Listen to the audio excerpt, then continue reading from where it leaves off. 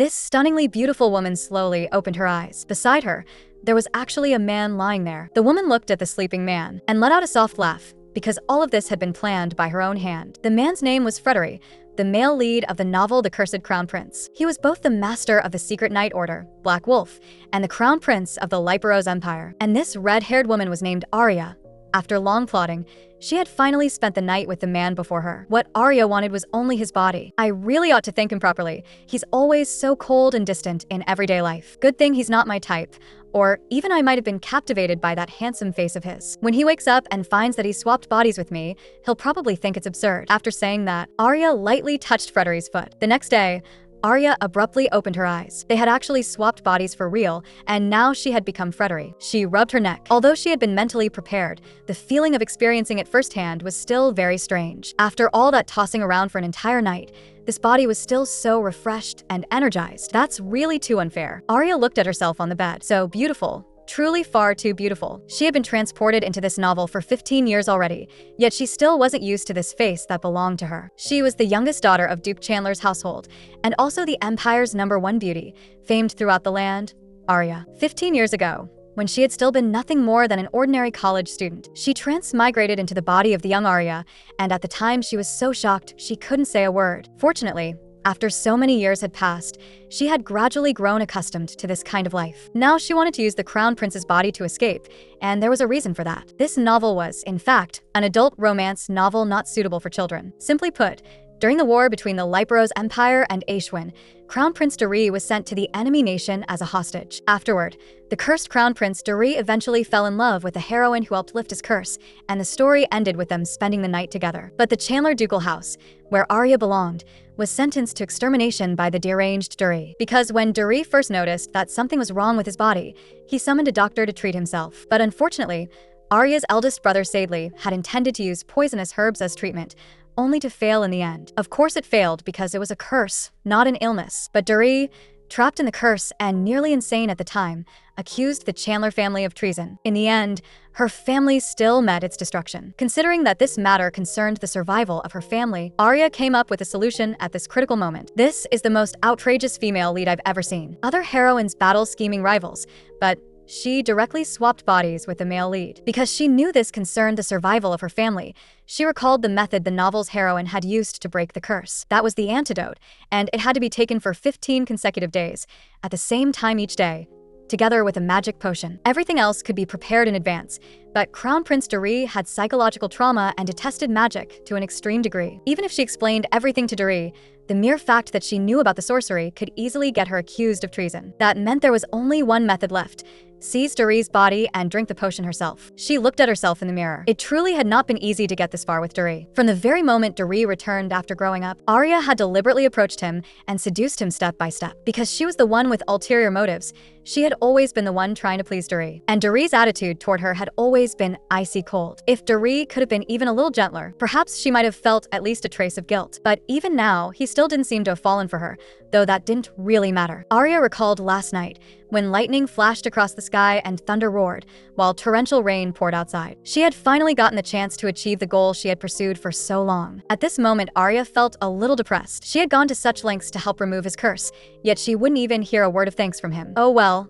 Her goal had only ever been Doree's body anyway. Doree looked out the window. The sky outside was clear, and a carrier pigeon flew over. A dark red ribbon was tied to its leg. That signified that a member of the royal family was critically ill. At this moment, there was only one person who could be gravely ill, and that was the Empire's mother, Queen Alice. The wind stirred the curtains. The red-haired beauty, lying on the bed, slowly opened her eyes. Her body ached terribly, and she had no idea what was going on. Suddenly, she noticed herself in the mirror. In the next second, Doree's eyes widened sharply. What was going on? Why had he become Arya? This woman was known as the Empire's #1 beauty, but at this very moment, her gaze was frighteningly fierce. She stared fixedly at the distant ship. Who could have imagined that beneath her breathtaking appearance was actually the soul of a complete and utter man? Time returned to last night, when Crown Prince Doree and Arya had played around together. When she woke up, Arya had taken on Doree's appearance. She hurriedly boarded a ship and left the ducal estate. A secretary came to report that Miss Arya had not woken up yet. Imitating Doree's usual tone, Arya asked coolly, "So?" The secretary bowed and continued, The things you instructed have already been delivered to the maids." Arya was somewhat surprised. The things Doree had ordered? She didn't even need to think to know, because he often passed along to her gifts that had been rejected by other young ladies. Whenever that happened, I had to force a smile, and it was exhausting. Arya guessed that it must be another gift he had casually told the attendants to pick out. Now that such a gift had been sent into her own hands, he would probably find it ridiculous. Meanwhile, after Doree woke up, he discovered that he had become Arya. And what shocked him even more was that his own body had appeared on a ship in the distance. He pounded hard on the window, as if sensing something. The man turned his head. When Doree opened his mouth, he realized that even his voice had changed. He covered his throat, his face full of disbelief. Could it be that the person inside his body was Arya? Suddenly, he felt a sharp pain shoot through his body. He weakly slid down into a sitting position. The maid beside him hurriedly helped her up. "His Highness, the Crown Prince has gone too far. How could he just leave after spending the night with you?" Doree was utterly speechless. If they knew that the one standing before them at this moment was the real Crown Prince, they would probably be scared out of their wits. After spending the night together, the only one who had woken up in an empty bed was clearly him. What exactly had Arya done to him? And the current situation was already hard enough to accept as it was. Yet she could actually just leave like that, abandoning him here alone. Right now his throat hurt terribly, and for the time being, he couldn't do anything with his body. It seemed he had to keep this from the others first. Doree knew very well how Arya usually spoke, so this was not difficult for him. He instructed the maid to leave first, saying he wanted to be alone for a while. After the maid left, the whole room fell silent. Doree's head throbbed painfully. This body was far too weak. It had no strength at all. Looking at the beautifully wrapped gift on the table, Doree became even more irritated. Why had Arya done this? Had something happened to upset her? But hadn't this always been how the two of them got along? Could it be that she thought that after the two of them spent a night together, everything was completely over? The more Doree thought about it, the angrier he became. He knocked the gift flying, and inside there was clearly, can you believe it? This empire's greatest beauty was actually a man. All because he had swapped bodies with a woman. At this moment, Doree looked at the gift before him, and his anger flared instantly. For the sake of proposing, he had even prepared something like this. Could it be that from the very beginning, Arya had only wanted to take my body? After quite an ordeal, Doree returned to Duke Chandler's estate. Looking at Arya's room, Doree recalled the Arya from before, the woman who had always smiled sweetly at him. No matter how much Doree thought about it, he couldn't understand it. Arya had followed him with such unwavering devotion. Was it really only for the sake of doing something like this? Though it might have been insignificant, he had clearly done his best to show that he cherished her, because she was always smiling, as if she completely understood everything he said. So, he had thought that Arya would gladly accept the position of crown princess. Was abandoning him there all alone really the answer she had given him? Doree clenched his teeth. Arya was impersonating me, so she probably wouldn't reveal any flaws. This must have been planned long ago. He tightened his grip on the mirror in his hand. If Arya wasn't doing this for power, then what was it for? In the past, the enemy nation had once oppressed the empire's people with overwhelming force. To preserve peace for the people of one region, he had been sent to the enemy nation as a hostage, and at that time he had been extremely unwilling to leave. But the ones who made that decision were the emperor and empress, his own father and mother. He was nothing more than a discarded pawn to them. Soon, he arrived in the enemy nation, the kingdom of Aishwin. In the residence the enemy country had prepared for him, he was never at ease for even a moment. Poisoning, assassination, kidnapping, almost every night, servants attending him died because of such incidents. At that moment, he, who had been born crown prince, finally understood that only by becoming strong himself could he protect those around him. To become strong meant burying everything deep inside. In order to survive, he forged himself into the sharpest weapon. He also spent a great deal of time winning over mercenaries of the enemy country and joined forces with them to rescue countless imperial citizens. Later, he finally awakened the legendary weapon, the demon dragon sword, and led the Black Wolf Knights to create the myth of victory in every battle. Thus, Doree, who had once departed as a hostage, ultimately returned to the Empire as a hero of war. At the celebration banquet for his return, he met Arya, known as the Empire's greatest beauty. Her distinctive red curls and exquisite dress made her appear even more radiant. People called her the Rose of High Society, blessed with a beautiful appearance and a lovely voice. If it were some immature young boy, he would surely have been flushed with infatuation at the sight of her. But the current him was no longer that kind of inexperienced youth. He could even see the calculation in her eyes, but what exactly was her goal? She was the youngest daughter of the Chandler family, the highest-ranking family in the Empire. She lacked nothing, not her family's affection, nor wealth, nor even power. Doree was very curious why Arya deliberately approached him. She was always finding all sorts of elaborate excuses to circle around him. Even after being seen through, she still continued to cling to him, following at his side with a flower-like smile. This woman was truly far too scheming. In order to win the crown prince's heart, she had practically used every trick she had. Yet Doree had long seen through all of her little ploys. But even after being exposed, Arya still followed by his side with a radiant smile. She had even confessed to him once, "I have always dreamed that one day I could admire this flower field together with your highness. I hope the scenery here can ease your fatigue and bring you a moment of peace, like gentle rain that nourishes things silently." And just like that, Doree suddenly felt that giving her everything she wanted might not be such a big deal. He would make her the crown princess, and in exchange for obtaining power, she would use her clever mind to assist the crown prince. He had clearly always been thinking for her sake, so why had Arya still done this? At this moment, Doree was filled with rage. He wanted to enter the palace right now, find her, and demand answers. But this body was truly too frail. His whole body was weak, and even his arms were trembling. Damn it all. Arya had actually calculated even this much. Arya asked her subordinate whether the Empress Mother was feeling unwell anywhere, because that day he had received that carrier pigeon tied with a dark red ribbon, and the subordinate replied that it meant someone in the royal family was gravely ill. Her Majesty the Empress said that the sunlight outside was lovely, and she had just returned from a walk in the courtyard. It seemed that bird had either been sent as a prank, or had flown here by mistake. Arya let out a sigh of relief. Luckily, I wasn't discovered. That was a carrier pigeon sent by the person assisting me. Now it has successfully entered the palace. This is the real beginning. She absolutely could not let Doree's confidence discover her true identity. By now, she was already very familiar with the way Doree handled things. Not only that, she also knew the layout of the crown prince's palace, like the back of her hand, because she had once followed Doree around constantly, never leaving his side. And this was also where her second brother, Yaren, worked. But if she happened to run into her brother, things would become troublesome. Still, they probably would not meet, because Arya had already made arrangements in advance to eliminate future trouble. And ever since she resolved to exchange identities with Doree, there was one aspect that worried her the most. For that reason, she had done a great deal of preparation, and that was the large amount of official business Doree normally had to handle. From her earlier observations, although he was now crown prince, he still had a great many affairs of state that required his personal attention. Although she had already learned Doree's working style through her second brother, Arya was still somewhat worried that something would go wrong when she actually had to do it herself. Recently, His Majesty's birthday banquet was about to be held. Compared to affairs of state,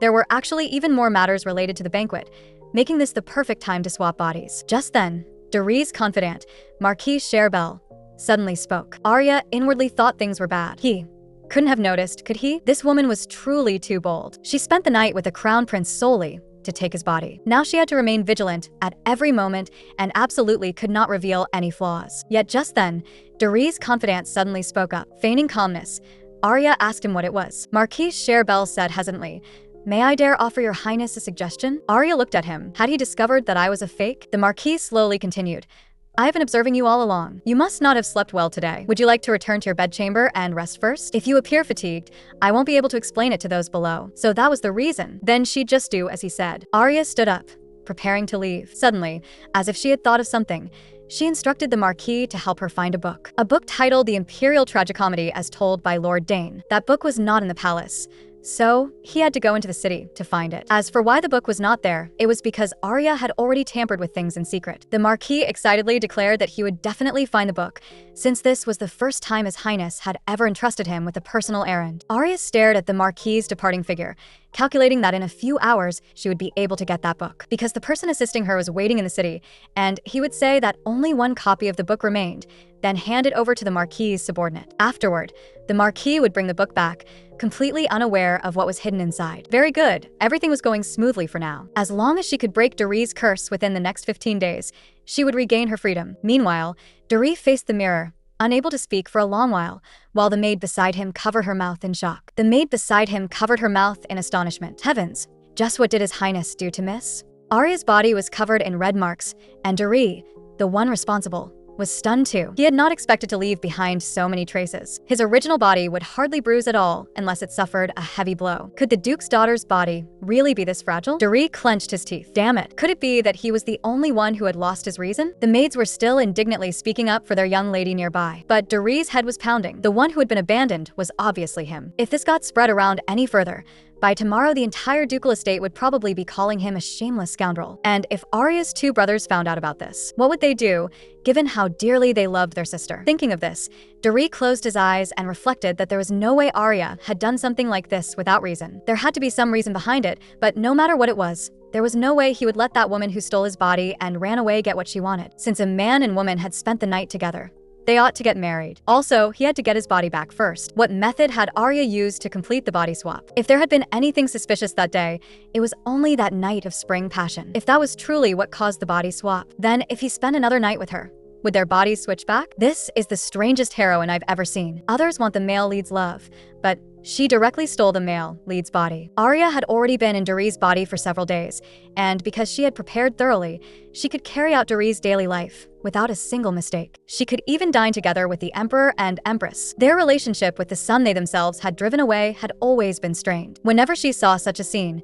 her heart would ache faintly. That was probably an emotion engraved into Doree's body. But Doree's body had long since grown used to suppressing emotion and pretending not to care at all. No matter how much pain he felt inside, he would not shed a single tear. It was probably because he had learned to control his emotions from childhood. Although thinking of a Doree like that stirred a slight ripple in her heart, it had nothing to do with her. What she needed to do was break Doree's curse and save her family. The Marquis respectfully asked whether the meal was finished. As instructed, he had already prepared the cold water. Also, a message had come from Duke Chandler's estate.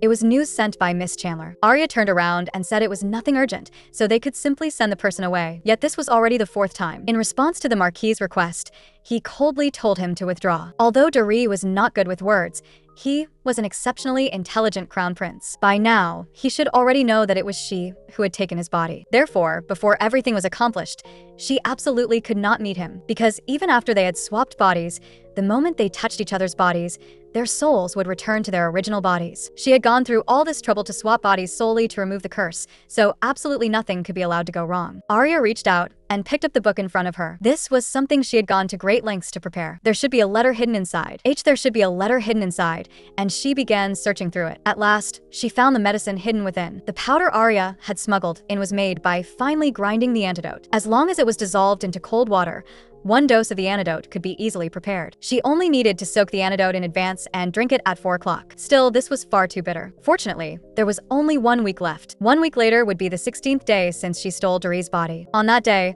the curse would be lifted, and the two of them would return to their respective worlds. By that time, news that Crown Prince Doree had neglected Duke's daughter Arya should have spread everywhere. After returning to their own bodies, Doree would definitely come looking for her. At that time, she could refuse to see Doree on the grounds of being too heartbroken, and everyone else would only pity Arya, while Doree would be forced to swallow this silent loss. Even if she saw him again in the future, she could keep pretending to be confused and clueless. She would say that when she woke up and discovered they had swapped bodies, she had truly been terrified. As for the curse, she knew nothing at all. In order not to damage the Crown Prince's reputation, she had no choice but to play along.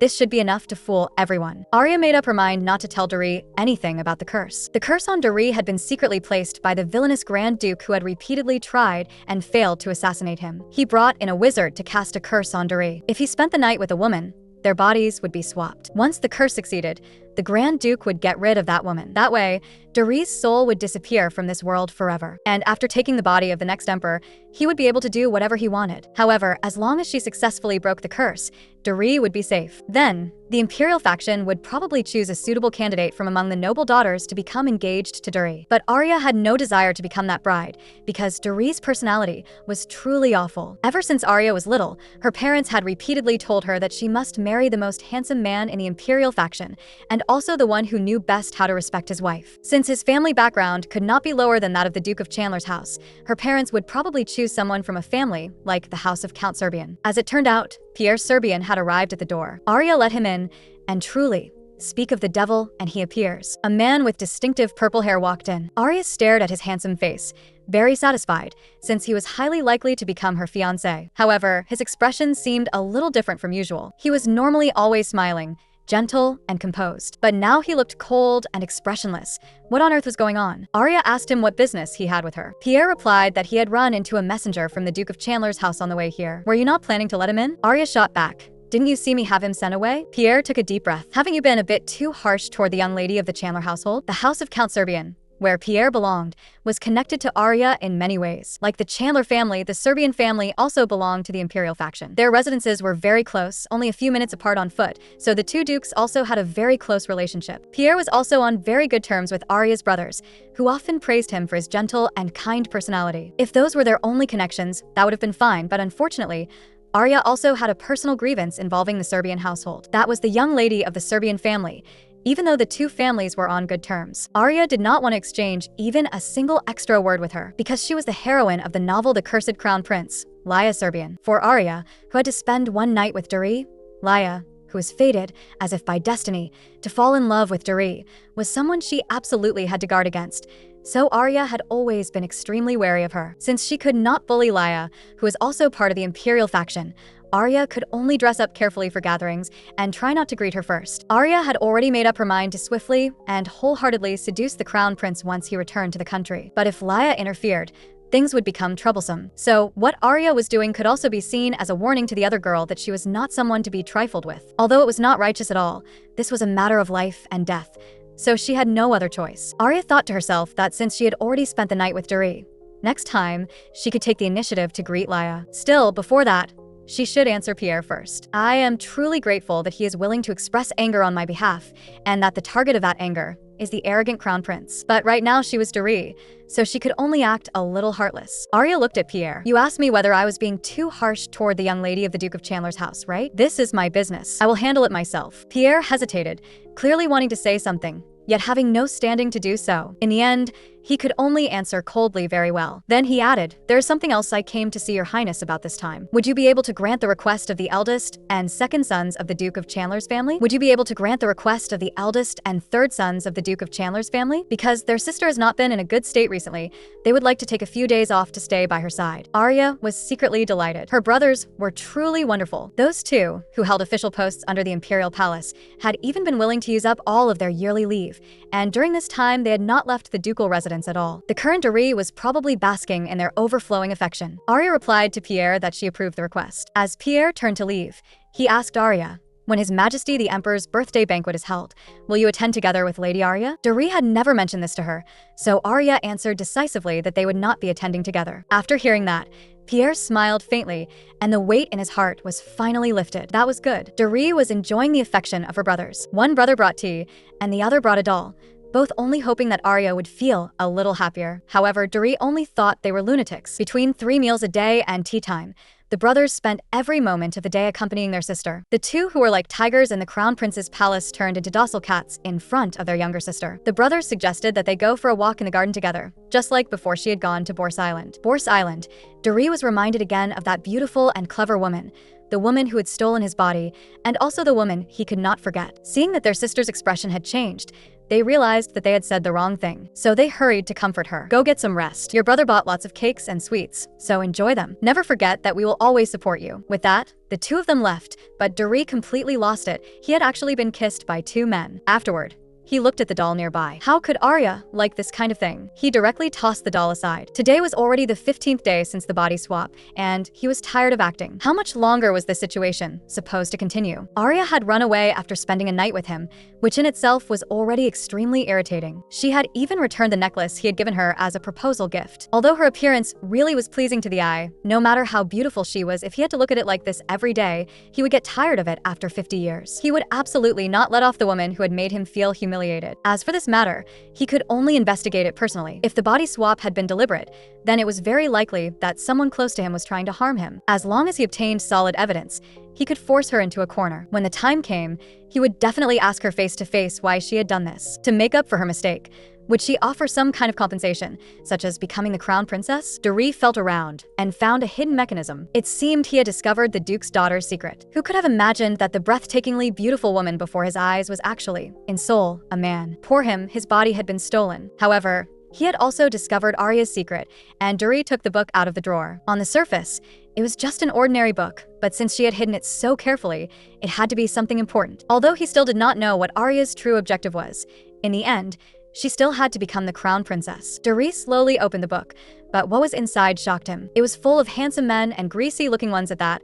This was actually just a photo collection of male actors. He had not expected Arya to be into this sort of thing, and Duri immediately threw the book to the floor. Could it be that even this was all part of her calculations? Duri helplessly returned to the room and fumbled around on the bed for a while. Then he took out a mirror and looked at Arya's face in it. Duri made up his mind that he absolutely had to find a way to return things to normal. But if he could not return to his own body, would he ever be able to see that smile again? By now, he had completely fallen for her. Duri lay helplessly on the bed and let another day pass. However, What he had feared did not happen. On the morning of the 16th day after the body swap, Doree returned to his own body. Looking at the familiar bedroom before him, Doree was stunned.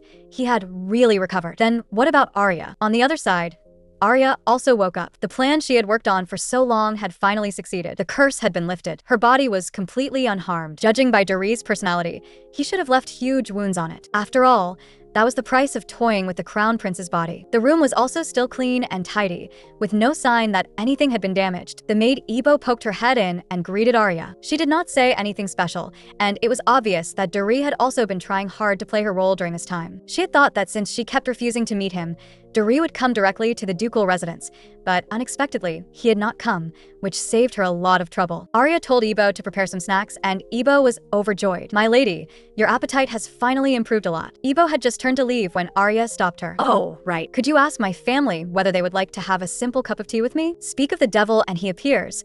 Arya came hurrying over in high spirits. She had finally returned to the family she wanted to protect. Seeing that their daughter had finally regained her spirits, the Duke's eyes filled with tears, and he nearly wanted to pull Arya straight into his arms. The Duchess teased from the side.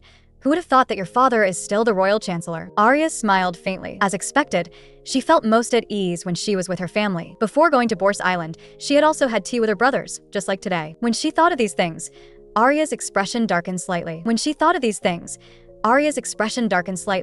And seeing that her mood had fallen, her brother gave a thumbs up. "No matter who it is, if they dare disrespect you, just kick them hard right where it hurts, and leave the rest to me as the doctor." Arya burst out laughing. Having her brothers by her side was truly wonderful. A guard broke this brief moment of peace. "Your Grace, His Imperial Highness the Crown Prince has ordered Lady Arya to enter the palace." The Duke flatly refused, but the guard looked troubled. "His Imperial Highness the Crown Prince said, if Arya does not enter the palace within 1 hour, then he will come here personally." Arya took hold of her father's hand. As members of the Imperial faction, how could they disobey the Crown Prince's order? But the Duke said there was no need to sacrifice her life for the sake of the family, while Arya stubbornly stood up. She was already an adult now. Besides, she had long expected to be summoned. Arya told everyone not to worry, that she would go and return soon. To be honest, she had been waiting for this moment all along. The carriage had only just stopped. As soon as Arya stepped down from it, she saw Doree at a glance. She knowingly asked, "Are you here to welcome me?" Doree frowned as he looked at Arya, while Arya smiled as she met his gaze. At last, the most crucial scene in her plan had arrived. Doree brought Arya into the garden. He demanded to know what exactly she had done to his body. Arya said nothing, her expression shockingly cold. Doree was somewhat surprised. How had she suddenly become so indifferent? Before this, she had always greeted him with a smile. Just then, Arya spoke. "Your Imperial Highness the Crown Prince, I do not know what you are talking about." Doree was speechless. At a time like this, was she still going to pretend? So, he decisively chose to expose Arya. "You should know something about our body swap, shouldn't you?" Arya had a headache. He really was clever. He had still seen through her. It seemed she could only activate her second plan. Arya turned her head away. "I know that we once exchanged bodies, but for me, it was something that happened very suddenly. I was only going along with the act so that the Crown Prince's reputation would not be damaged." After hearing her explanation, Doree became a little angry. Did she think he would let himself be fooled by her so easily? If she were a normal person, then the moment she realized she had exchanged bodies with someone else, she should have discussed it with that person first. But Arya had abandoned the person who had spent the night with her and run off on her own. Arya thought today's Doree was very strange. He was being surprisingly emotional, and she had already prepared her explanation, because at that time a carrier pigeon with a dark crimson ribbon had flown onto the island. And as a noble, I should naturally know what that means, so that is why I returned in advance. "Do you still have anything else you want to say to me?" Doree clenched his fists. Then what was the meaning of her directly ignoring even the messenger at that time? She had to be hiding from something. Doree angrily demanded, "For the past half-month, you've been avoiding me and refusing to have any contact with me. How do you explain that?" Arya was utterly helpless. He really was relentless. What an awful personality. Still, even while angry, he was as handsome as ever. But this was probably also the last time she would look at that face from such a close distance. Arya explained, "I kept ignoring the messengers you sent because I wanted to keep my distance from you." Doree did not understand. Why did she want to keep her distance from him? Had he done something wrong? Arya said coldly, "Because I no longer love your highness." If a woman who had always greeted you with a smile suddenly said she no longer liked you, what would you do? Doree was deeply shocked, and his brows immediately knit tightly together. He turned his head to the side, and suddenly felt his thoughts become a complete mess. Arya also found it strange. Why were Doree's emotions fluctuating so violently? Just a second ago, he had been staring at her as if he wanted to devour her. Back when she used to chase after him, he had never once given her a proper glance. Did he only know regret now? She herself had suffered plenty in the past because of his coldness. Arya slowly said, "Actually, I already dislike your highness a little. Doree felt as if he had been struck by lightning. In pain, he asked Arya whether it was true. After receiving Arya's confirmation, Doree kept staring at Arya with a cold and indifferent gaze. Arya froze. It was the first time she had ever seen Doree show such an expression. She turned around and prepared to leave, saying that if there was nothing else, she would be going first. Doree hurriedly called after Arya and asked why she had always followed him before, why she had once said she would always follow him. Arya feigned sadness. That was because I thought that one day, your highness would show me a gentle smile. Recalling bits and pieces of the past, Arya felt a surge of grievance in her heart. The Doree of ordinary days had always kept her at arm's length. The Doree of ordinary days had always kept her at arm's length. She no longer wanted to force a smile to accept gifts that had already been rejected by other young ladies. Like a puppy longing for its master's affection, she had already had enough of acting out those scenes of lowly pleading. Arya continued. After returning from the island, I thought about many things. I still want to fall in love with someone who truly loves me. After leaving, Arya came to Ibo's side, and Ibo strongly supported what she had done. My lady is truly so brave. To say something like that to His Imperial Highness the Crown Prince, if it had been her, she probably would have fainted on the spot. Arya had already begun planning what to do next. Next, she would call the person who had helped her and tell him that the matter had been successfully handled. Then she would begin preparing to attend His Majesty the Emperor's birthday banquet. She was truly busy beyond measure. Suddenly, a rustling sound came from the flower bushes beside her, and Arya looked up. The person who came was actually Pierre. Pierre shyly greeted Arya. His face was terribly red. He wanted to find some topic to talk to Arya about, but after stammering for a long time, he still failed to say a complete sentence. Instead,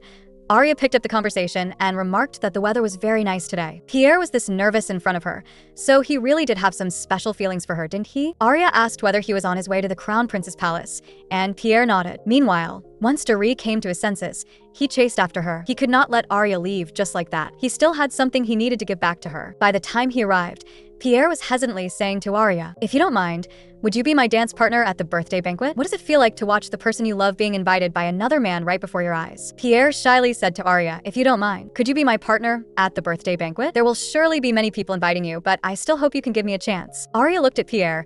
He really was very suitable to be her escort. They were both children of the Emperor's faction, and because they had known each other since childhood, they understood each other thoroughly, had no scandals, knew each other inside out, and had no misunderstandings. Moreover, he always wore a smile that put her at ease, and even his voice was gentle. From any angle, he was the best candidate for a partner. But Arya still could not give Pierre a clear answer for now.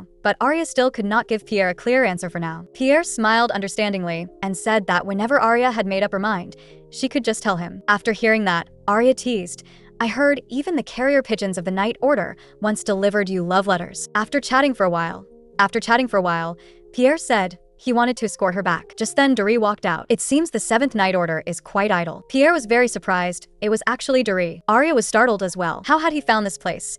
And since when had he been watching from the sidelines? Arya gave him a curtsy. Pierre bowed and said, Your Highness, pardon my discourtesy. I only chatted briefly because I saw the young lady. Then he turned to Arya and said that he would wait for her reply, and then he left. Looking at the lingering reluctance in Arya's eyes, Doree instantly flew into a rage and said through gritted teeth, Arya, if you have time, then talk with me for a while. Arya was very impatient. Hadn't they just talked? Why was he looking for her again? He must want to ask about the curse. The more she told him, the more disadvantageous it would be. When you have secrets, it is best to speak as little as possible. Tears slipped from Arya's eyes. She cried so pitifully that before she even said anything, Doree had already softened. He looked at Arya, but in the end he still turned his head away. He turned his back to Arya, and the meaning was already obvious.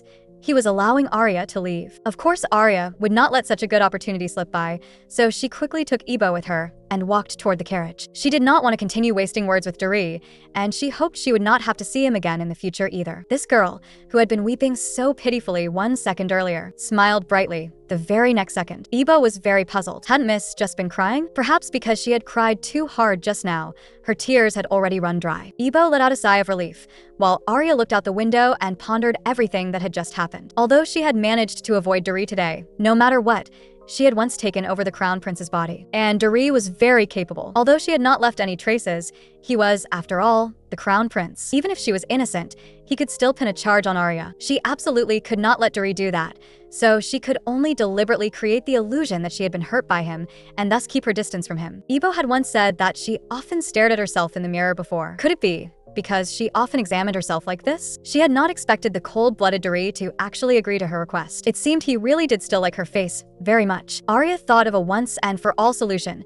If only Doree could be so infatuated with her that he lost his reason, then she would no longer have to worry about her family. But Doree was not the kind of man who would betray the Duke for the sake of a woman. But in the end, that was only an impossible fantasy. Arya instructed Ebo, saying that she wanted to prepare new jewelry and asking her to help contact a gemstone shop. She also had to prepare refreshments for guests in advance because she wanted to reward the assistant working at the gem shop. That night, Doree repeatedly mulled over what had happened that day. At that time, Arya's tears had definitely been an act. Ironically enough, it was precisely because he had had to survive in an enemy country that he had honed such sharp instincts. And yet, she had chosen to fake cry in front of him. Even so, despite knowing it was fake, he had still let her leave. He had clearly not even had time to ask anything yet, but she had been so eager to flee. What a clever and cunning woman. But through today's conversation, Doree had become completely certain. The body swap had definitely been one part of her plan, otherwise, there would have been no need for her to run. Doree looked at the exquisite gift box in his hand. It was the proposal necklace he had originally wanted to give Arya on the island. But during the body swap,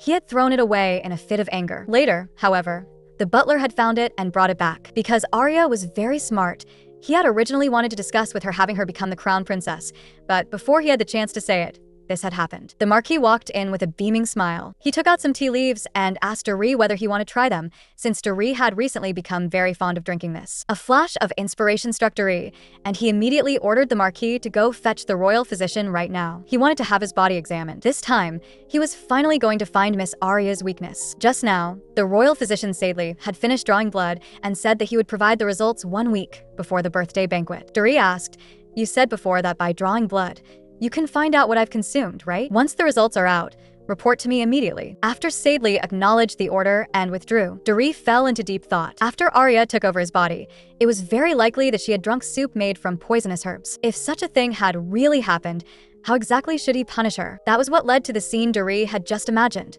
Arya, who had taken his first night, exactly how would she beg him for mercy? He found himself rather looking forward to it. Arya's room was piled full of gemstones and necklaces. Looking at all of this before her, Ebo could not help but exclaim in admiration because her young lady was simply too beautiful. Thick red curls and one-of-a-kind golden pupils. Her lovely figure paired with an exquisite dress was so beautiful that it was impossible to look away. Arya suddenly thought that ever since the first time she had made a grand appearance, her father had always listened to her opinions when commissioning clothes for going out. Since childhood, Arya had been receiving letters from top designers. In high society, fights often broke out because of clothing, so it could be said that she already had quite a few helpers in her hands. Ebo sighed in admiration. "Miss, this dress must also have been made by a top designer, right? At this birthday banquet, you will definitely be the most dazzling one." Then she took out a whole box of letters. "Miss, have you chosen your escort?" Arya fell into thought. 1 week later would be the birthday banquet, so indeed, she should seriously think about which escort to choose. Arya picked up the stationery and began to write, then sealed it with wax. She instructed Ebo to deliver this letter to Count Serbian's residence. Ebo asked, "Miss, have you decided to choose young Master Pierre?" Arya nodded. She felt Pierre was the most suitable choice. Besides, he had personally invited her face to face, so it was not really good to refuse him. Ebo turned and left to deliver the letter. When she reached the door, she reminded Arya that Madame wanted to dine with her. Arya smiled and said that she would go over right away. The Duke looked at his beautiful daughter and felt deeply gratified. This outfit was also very beautiful. Then he praised Arya, saying, "I already knew your taste would be as excellent as your mother's." Arya smiled, then asked her mother why her brothers had not come. Her mother said that Yaren would arrive in a little while, while Sadley had hurriedly gone to the imperial palace. Arya immediately felt that something was wrong. Calling someone away so suddenly, could it be that the Empress's illness had worsened again? The Duke explained that His Highness the Crown Prince had undergone a physical examination not long ago, and Sadley had gone to analyze the test results. Arya's heart jolted. Doree had actually gone for a physical examination. Presumably, the moment he got his body back, he had checked it immediately. He really was clever. In the herbal medicine Arya had drunk to lift the curse, there must definitely have been toxins, even though it had originally been used as an antidote. But once the matter was exposed,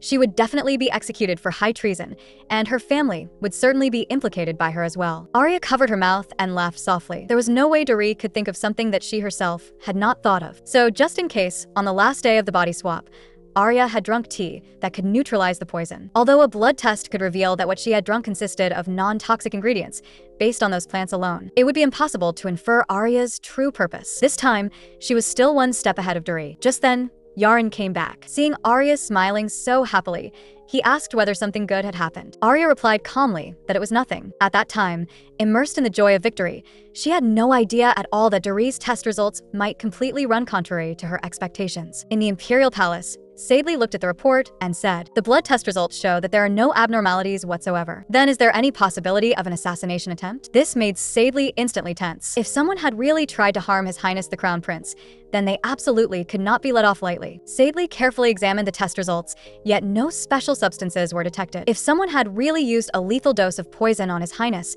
traces would definitely have remained in the blood. Doree pressed further. Could it be repeated use of small doses of poison? Sadely answered, if no neutralizing agent was taken, even a small amount of toxin could still be detected. Doree began to think. Although Arya had taken over his body, if she wanted to secretly bring poison and a neutralizing agent into the palace, it would definitely have required a very long period of planning. She had actually laid out a game far beyond imagination. In that case, he could only probe Sadely with a question. Since the examination has already been done, I'm curious whether what she took had any effect at all. Sadely flipped through the report, and then his whole body started trembling. The herbs you consumed really do, as folk rumors say, benefit men. In other words, the herbs your highness drank have the effect of enhancing vigor. Doree froze. What had Sadely just said? As a man, what kind of experience would it be to be looked down on in that regard? After hearing Sadely's words, Doree felt as if he had been struck by lightning. What Arya had drunk had actually been herbs beneficial to men. So, did that mean Arya had left him because he had not satisfied her? After letting his imagination run wild,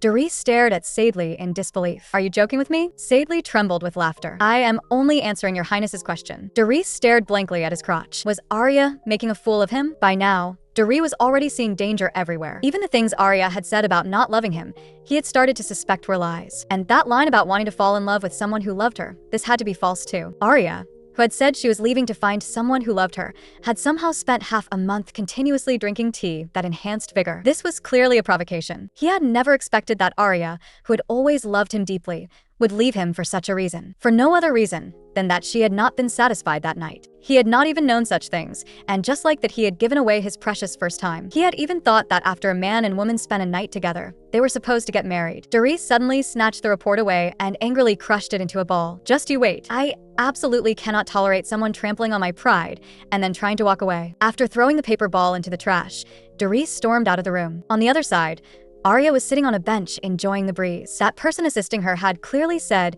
he would come today, yet he was still nowhere to be seen. Arya yawned. She had no idea when he would arrive.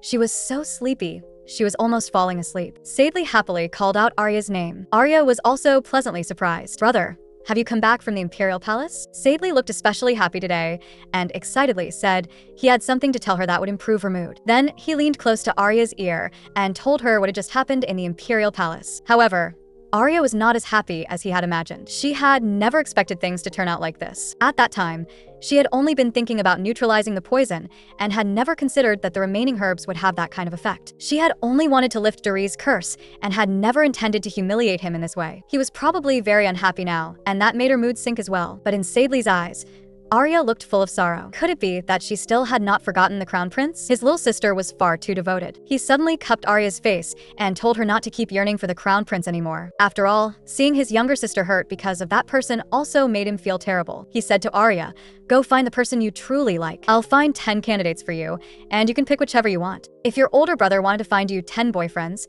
what would you do?" After escaping from her brother's clutches, Arya let out a soft sigh. Her father and brother really spoiled her too much. This rose path was exactly where Arya had learned to walk, and it had also been specially built by her father for her. As Arya recalled the past, she could not help but smile. But the next second, she froze, because Doree had actually come. Why was he here? She walked over to Doree and told the attendant nearby, who looked on the verge of tears, to withdraw first. Then she gave Doree a curtsy and said she would take him inside. This time Doree had definitely come to see her because of the physical examination. She had to find a way to fool him properly. Doree got straight to the point and asked, Was that night a night you want to forget? Arya turned around. She had wondered what he was going to say, but it turned out he was still hung up on that night. Aside from the fact that he had been somewhat inexperienced that night, the overall experience had actually been fairly good. Arya said to him, "I don't know why you would think that I left you for that kind of reason." Doree said furiously, "Weren't you always trying to throw yourself at me?" Arya was momentarily speechless, because that did indeed seem to be the case. Putting on an innocent expression, Arya said that she had already heard the whole story from her brother, and that what she had drunk at the time had only been tea to relieve fatigue. Doree did not buy it at all. Even if she had had no other intentions, it was still a fact that Arya had taken over his body and drunk poisonous herbs. Arya fell silent. Doree was right, but if the matter were exposed, she would very likely lose her life. But before that, if Doree made this matter public, then his claim to the throne would also be shaken. So he could not really make a big accusation against her either. Then why was Doree still threatening her in this meaningless way? What exactly did he want? Suddenly, Doree began fumbling in his pocket. Arya was startled. He could not possibly be hiding a knife, could he? Just then, Doree took the object out. Arya screamed in fright and stumbled several steps backward. However, when Doree opened it, it turned out to be a necklace bearing the royal pattern. Blushing, Doree said, "Just treat this as a deal. I can write off the matter of you making a fool of me with this. Become my crown princess." Arya was somewhat shocked, but she still rationally refused Doree. She looked at Doree calmly. "You may think this is ridiculous, but what I want is love." Doree chased after her. "That was ridiculous to begin with. The reason you no longer like me is simply because I failed to satisfy you, isn't it?" Then Doree wrapped his arms around Arya from behind. "One more time. This time I'll definitely satisfy you. If someone asked you to become the crown princess, would you agree?" Hearing these outrageous words from Doree, Arya was speechless. A man with such a stunning face was actually saying something so absurd. Was that sort of thing really something he could just decide and make happen? It was truly beyond words. If she could, Arya really wanted to give him a hard, clean punch, but right now she had to do her best to appear as though she longed for love. Arya turned to look at Doree. "Impossible. I already told you before, I no longer love you." Arya stared at Doree's face. That face really was absurdly handsome. If he had not always found her annoying, she probably would have been completely bewitched by him long ago. Doree sighed and said in a forceful tone, "I'll give you one last chance. Tell me exactly where the problem lies." However, Arya also had her trump card. She lifted a hand to brush back her hair and said in a somewhat coquettish tone, "Doree, don't talk to me like that." This move was indeed effective. Doree visibly became shy. "I'm trying to satisfy your demands, so why are you rejecting me?" Arya answered, "Because I no longer want any of that." Doree was very puzzled. "Then why had you kept following me before?" Ever since he returned to the country, Arya had been clinging tightly to him. Why exactly had that been? Arya avoided Doree's gaze. Those eyes were full of obsession and the desire to reconcile with her. But she no longer had even the slightest feelings for Doree. Even if he promised to make her the crown princess and promised beautiful nights together, it still could not make her develop any affection for him. Arya reached out and took the necklace, staring at it in silence. Doree watched Arya nervously, hoping she would agree to him. Yet in the end, Arya gently closed the necklace box. "I'm sorry, Your Highness. Something like unrequited love is destined to end in failure. Your Highness should keep these feelings for yourself. There is nothing left between us now." Doree looked at the box in disbelief. "You should also consider the position of Duke Chandler's household." But Arya said that her parents also hoped she could date a young and charming gentleman, love each other deeply, and live harmoniously together. Gritting his teeth, Doree asked Arya, "What exactly is the love you're hoping for?" Arya could not answer. Even if she told him, he would not understand. He probably did not even understand what love was. Explaining it to him would simply be a waste of breath. Suddenly, rustling sounds came from the flowers. Arya and Doree turned their heads at the same time, and a handsome man stepped out from among the flowers. Doree was just about to press forward when he was interrupted by the man who had appeared from the flower bed. "Miss Arya, so you are here. My name is Hades Colian. I've brought the gemstone most suited to you." Arya immediately beamed with joy. Hades had come at exactly the right time. Arya introduced him to Doree. "This is my guest. He works at a gemstone shop. I ordered some new jewelry to wear at the birthday banquet." Doree cast Hades a glance. "So besides me, there are other men around you too. He's so young, can he really satisfy your requirements? He's skinny as a stick. He may look young, but he is already an adult. Do you have any other business?" Doree looked at Hades, but in the end he still turned away. After saying that, he left directly. Arya watched his departing figure and sorted through everything that had just happened in her mind. She had not expected Doree to propose making her the crown princess, though it really had been somewhat surprising. But that kind of calculation did indeed suit his style, because if Duke Chandler's household could produce a crown princess, it would better restrain the Emperor's faction,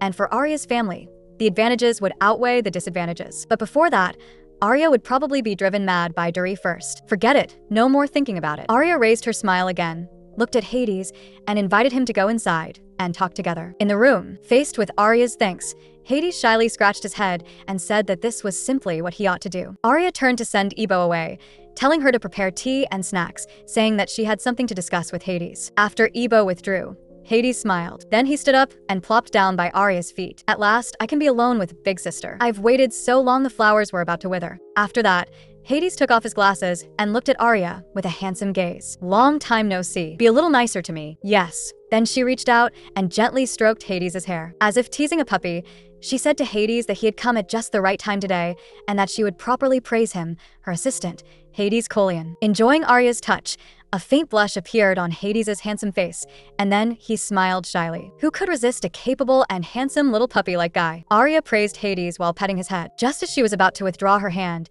Hades leaned in again, as if wanting Arya to pet him a little longer. Arya was a little puzzled. Did you put on perfume today? Hades nodded and asked Arya, do you like it? Hades grinned foolishly, looking so handsome it ought to be illegal. But Arya said that she still hoped he would show a little restraint when coming to see her. What if rumors spread that I was trying to seduce you? You were looking at me with such a dangerous gaze just now that Ebo might misunderstand. Seeing that he was unhappy, Arya raised her hand and poked Hades in the cheek. Hades sighed and then stood up. Sister, I'm already an adult, Arya said absent-mindedly. Did you finish turning 18 that quickly? Hades became a little anxious. You're my patron and you don't even know that?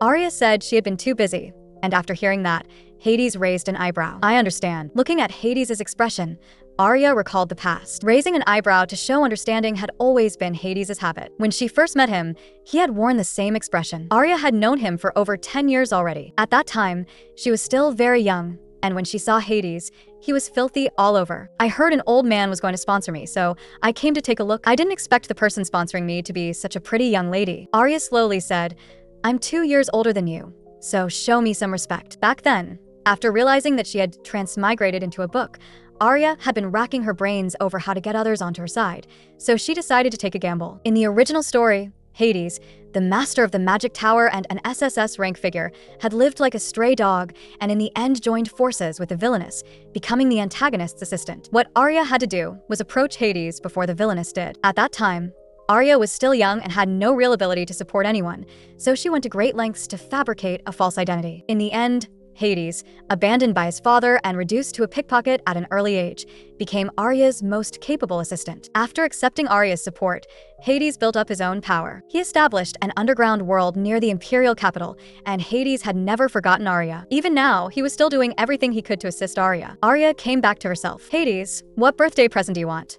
Hades said with a grin, let me kiss the top of your foot, and I'll save the sucking for my 20th birthday. But sister, the atmosphere among the noble faction has been very strange lately. Although there isn't any definite witness testimony or material evidence yet, but they seem to be planning something big. Hearing this, Arya's heart jolted. How should she respond? Because ever since Doree returned to the country, the issue the noble faction cared about most was the choice of the crown princess. They must all desperately hope that a young lady from the noble faction would become the crown princess. But during that period, Arya had stayed by Doree's side at all times, so they must already have found her extremely unpleasant. Arya told Hades, before long, there will probably be some rumors about me spreading over there. Pay attention and tell me. Hades looked puzzled. What rumors? If they were nasty things, then he could just kill the people talking bad about her directly, couldn't he? Arya reminded Hades that he must not say such things carelessly. The birthday banquet was about to begin, and for now they had to wait patiently. Hades was a little dissatisfied. If they spoke badly about sister, was he really supposed to just listen obediently? Arya stood up and smiled smugly. Have you ever seen me easily let off the people who provoke me first?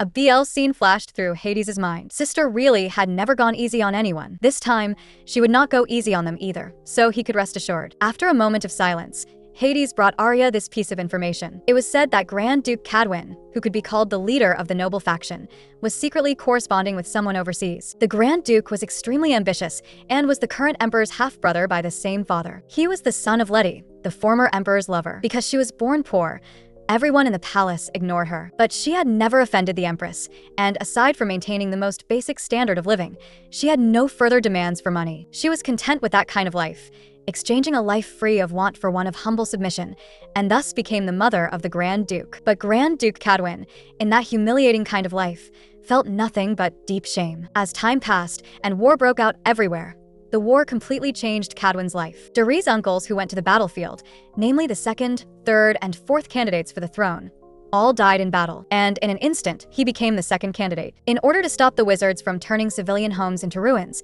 Doree was sent to the wasteland. With Doree, the first candidate for succession, absent, Cadwyn naturally became the person in the empire most likely to inherit the throne. From then on, Many nobles of the noble faction flocked to Cadwyn, and Cadwyn also cast a body-swapping spell on Duri. Yet a man like that was secretly exchanging letters with someone overseas. What exactly was he trying to do? Looking at the documents before him, the man was utterly stunned. He had originally thought that the Empire's #1 beauty was nothing more than a pretty vase, but he had not expected her to be so talented. Duri could not help but marvel. He had originally wanted to pick faults in it. However, Arya's ability to handle affairs was incomparably better than that of ordinary loyal ministers. Leaning back in his chair, Duri thought, Arya is truly a woman as mysterious as a riddle. Just then, there was a knock at the door. The person who came was Pierre. Duri looked him up and down. He had once also called Arya by her nickname. What exactly was the relationship between them? It was truly hard not to care. Pierre bowed and said that he wanted to report on the affairs of the 7th Night Order. After hearing the report, Duri waved his hand, signaling that he could withdraw first. Pierre thanked him happily. Thanks to your highness. I can leave early today and prepare in advance for the birthday banquet. Duri paused. He looked rather proud. Duri asked him whether he had found a female partner. Pierre smiled slightly. I will be going with Miss Arya. Those words struck Duri like a bolt from the blue. He had experienced countless threats and negotiations in the past, so he knew very well that when an enemy wanted to seize the chance to attack you, you had to remain composed and never let the other party know that their malice had already hurt you. But Duri now was clearly no longer able to control himself, and his expression management fell apart on the spot. Arya had clearly said that she was waiting for true love, yet now she had moved on seamlessly so quickly. When Arya had unilaterally broken up with him, he had thought she would attend with her father or brother. He had not expected that her male companion would be Pierre. Duri slowly said, your relationship with Arya seems quite good. At the mention of Arya, Pierre's whole demeanor softened. The Chandler Ducal estate is very close to my home, so we often played together from childhood. Duri continued pressing him, asking who had suggested attending the banquet together first. When I asked before, your highness said you had no plan to attend with Miss Arya, so I was the one who brought it up first. Duri forcibly suppressed his emotions. Arya had taken over his body, and yet she still wanted to seduce other men. That clever woman had probably foreseen it long ago.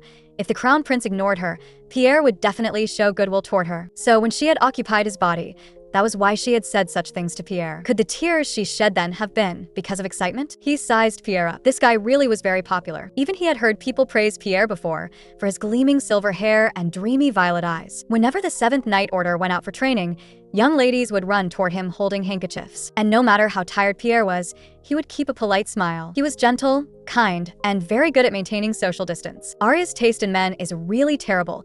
Duri could not understand. Whether it was that guy from the jewelry shop last time or Pierre, every one of them was skinny as a matchstick. What exactly did she see in them? Was it because they looked easy to control? He himself was immune to attacks, so it hardly mattered to him. But if it were Pierre, then after spending a night together and being abandoned, he would probably burst into loud sobs. And even he himself could not satisfy Arya, so Pierre stood even less chance of satisfying her. But even though Duri thought this way, he still felt terribly upset. If Arya looked at Pierre with the same gentle gaze she used to reserve only for him, then Pierre would surely understand. That kind of look was truly irritating. It was still too early to get excited for the banquet now. You should know that Grand Duke Cadwyn is eyeing the throne covetously, right? If necessary, a duke's daughter must give priority to the family's interests. You must remember that firmly. After that, he told Pierre to leave, while Duri leaned back in his chair and gently rocked. He had actually gone so far as to emphasize status just to fight such a childish battle of pride. That did not seem quite right either. When exactly had Arya taken root in his heart? On the day of the Emperor's birthday banquet, Ebo looked at her with a face full of admiration. This dress truly suits Milady perfectly. Arya looked at her beautiful reflection in the mirror and said to Ebo with a smile,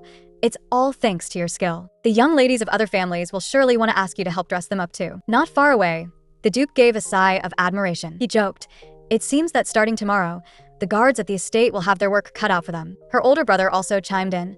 By then, the young gentleman will probably be all over the estate walls again. Arya looked puzzled. Her father explained, every time you attend a gathering, a lot of those young gentlemen show up the next day. Pierre arrived. This outfit suits you very well. Seeing Arya dressed up so splendidly, Pierre instantly blushed. She was truly too beautiful. Then he immediately turned his head away, because staring at someone like that was really rather impolite. Arya knew that Pierre was very satisfied with how she looked. It seemed tonight's birthday banquet would be a pleasant one. Arya extended her hand to Pierre. I'll be in your care tonight. Faced with the breathtakingly beautiful Arya, Pierre was obviously a little nervous. After all, no matter who accompanied Arya, they would probably be nervous. And he also had a mission, which was to protect Arya. Arya smiled brightly. Those people from the noble faction should all be there. They will surely be very annoying, so I'll leave it to you tonight. Pierre looked deeply at Arya. No matter what happens, you must tell me immediately if there is anyone you do not want near you. Arya paused. Someone she did not want near her? Could Pierre be referring to Duri? The guests listened to the music while chatting in low voices. Just then,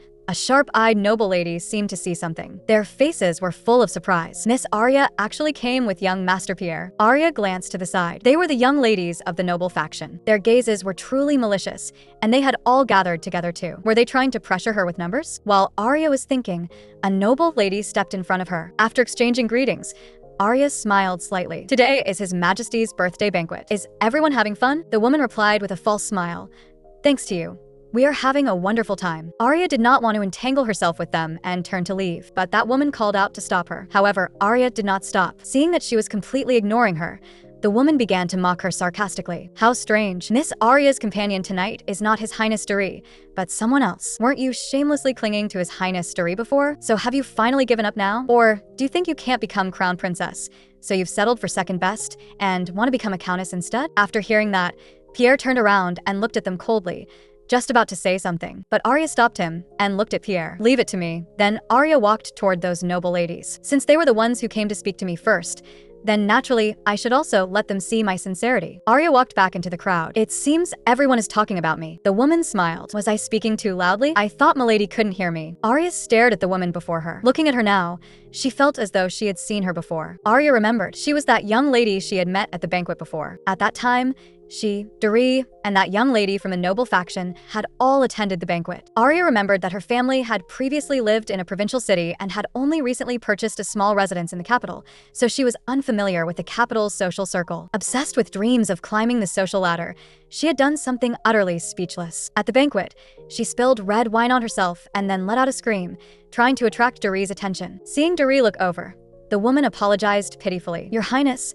I am terribly sorry. My loud scream startled you. I was careless for a moment and actually spilled red wine. Arya saw through that trick at a glance. As for whose methods were more brilliant, that was still uncertain. Arya let out a scream and took the opportunity to throw herself into Duri's arms. I suddenly misstepped on flat ground. Did someone cast magic on my feet? I'm so frightened. Could you accompany me to sit over there for a while? After Arya left, everyone else mocked that young lady. That young lady stole all of His Highness's concern. She deliberately spilled the wine. We all saw it. Arya found it absurd. She had done the same thing herself. So what right did this woman have to mock her for seducing Duri? Arya stared at the woman. Back when I was together with His Highness the Crown Prince, we met, didn't we? At that time, in order to attract His Highness's attention, you even spilled red wine on your dress. Now everyone's attention was drawn over. She had actually done something like that too. The woman died of embarrassment on the spot, her face turning as red as if it were overripe. Arya looked at her embarrassed appearance and smiled slightly, beautiful enough to topple a kingdom. Pierre's face reddened even more from watching her. Arya hoped she would pull herself together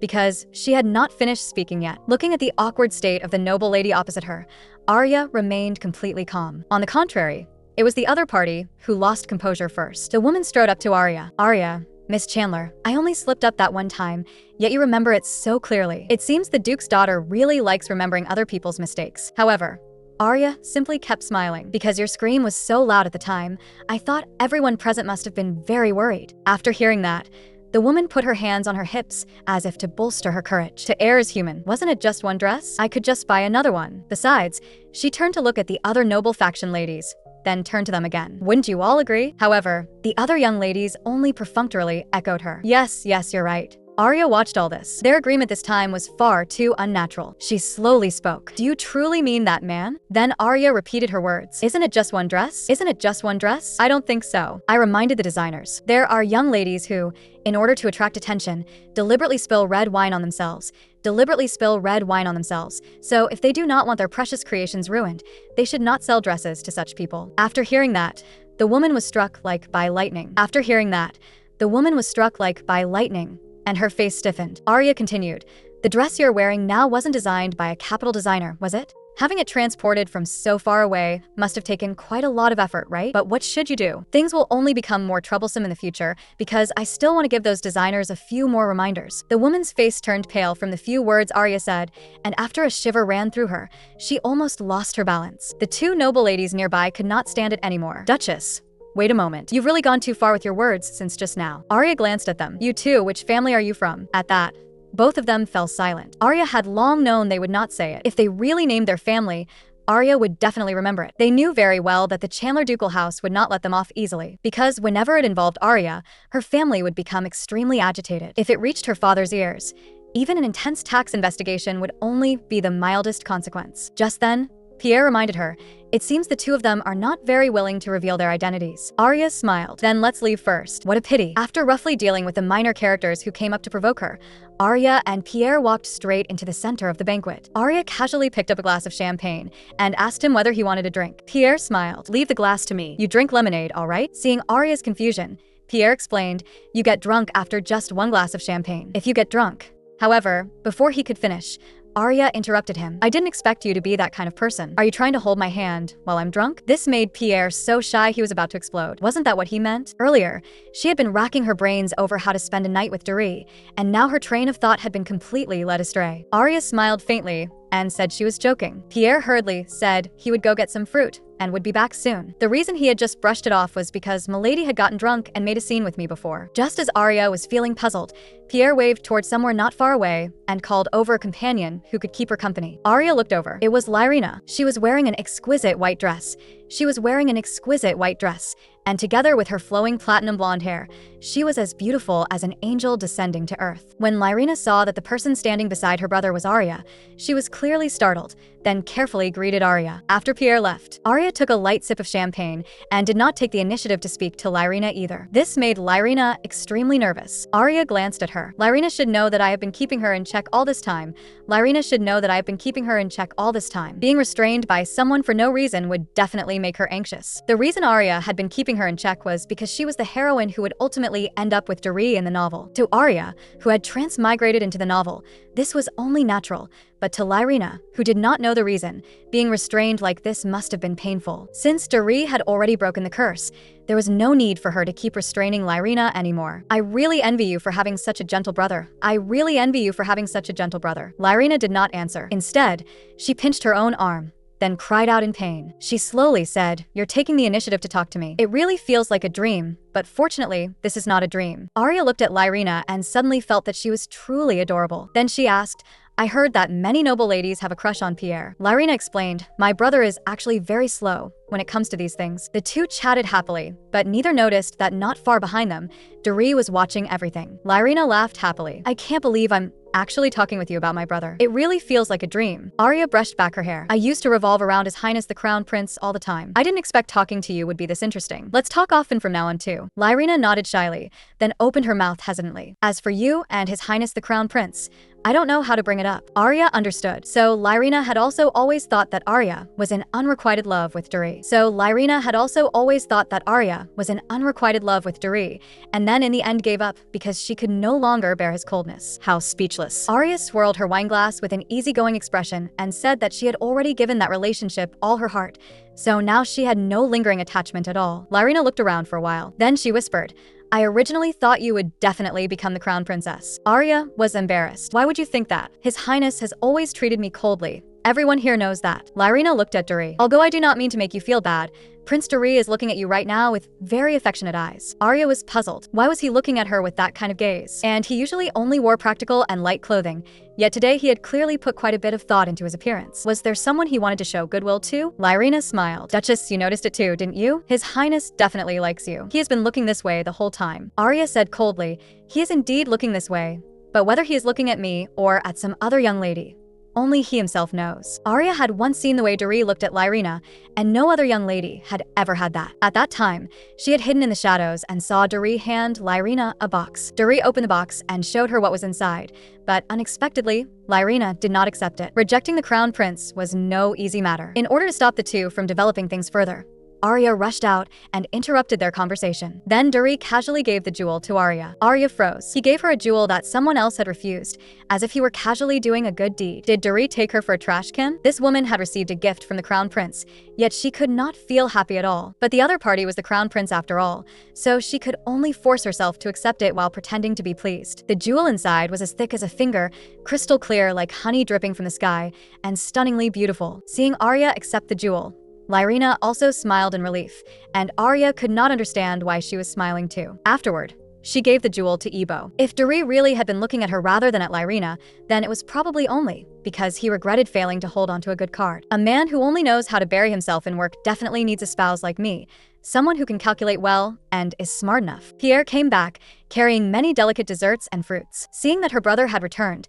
Lyrina tactfully excused herself with a bow. Pierre handed the plate to Arya. I brought some fruit you would like. I remembered correctly, didn't I? Arya picked up an attractive strawberry. Thank you, Pierre. I didn't expect you to still remember what I like to eat. You really don't have to go this far on purpose. Pierre smiled brightly. I'm not the kind of person who forces himself to do things he doesn't like. Pierre always respected her consistently. This kind of care and thoughtfulness was something she had never felt when she was with Doree. Arya slowly said, I think I understand now why those young ladies send love letters to the 7th Order of Knights. Pierre's face turned red at once. Arya thought to herself that all his emotions were written plainly on his face. Ordinary people really should be like this. Doree never showed his emotions on his face, so he was not an ordinary person at all. Her former self had devoted all her heart to Doree, but now she should learn to become familiar with ordinary people's reactions. It seemed choosing Pierre as her male companion today had really been a good decision. Thanks to you, I'm very happy today. I'm glad it suits your taste. Arya put down her wine glass. I wasn't talking about the food. The moment Pierre realized what she meant, he rushed to her at once. Did what you just said mean that I'll still have a chance to invite you next time? Arya gazed at Pierre tenderly, and under her gaze, Pierre only felt his heart race uncontrollably. Then Arya picked up a piece of dessert and fed it to him. Pierre did not eat it. He wanted to hear Arya answer him personally. Arya pretended to be angry. If you refuse something I'm offering you, I'll be very sad. Doree arrived, glaring at the two of them with anger. How ridiculous. Arya, what are you doing? Arya did not understand why Doree was unhappy again. Was it because she was feeding Pierre? But so, what if he minded? She had no mood now to read his expression. Arya picked up a strawberry and smiled brightly. Then she held it to Pierre's lips, and under Doree's furious glare, Pierre lowered his head and ate the strawberry. Doree burned with anger. These two clearly did not take him seriously at all. Are you going to keep pretending not to understand what I mean? My apologies, Your Highness. I did not hear any command from you directed at me. Doree stared at Arya. I remember that before, I didn't even need to say anything, and you would understand on your own. Arya said coolly, I do not possess the ability to read other people's minds. Doree had just wanted to take Arya away when Pierre stopped him. Miss Arya is my partner tonight. Standing behind Pierre, Arya instantly felt completely safe. Doree grew even angrier. Are you worried that I will eat Duchess Arya? Pierre did not yield at all. You will hurt her. Then he smiled and glanced at Arya. What I have to do tonight is make sure my partner does not get hurt,